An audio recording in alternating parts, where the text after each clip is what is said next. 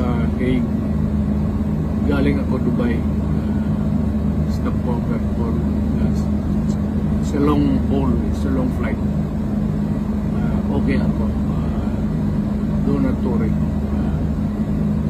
And I think this is something to do with the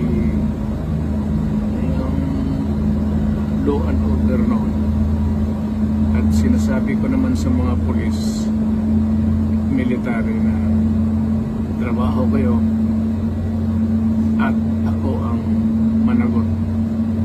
So ito na nga, for all of the whatever happened in the past, ako na yung nag-front sa ating law enforcement at military. Sinabi ko na I will protect you and I will ako ang managot sa lahat. This will be a long legal proceedings that I say to you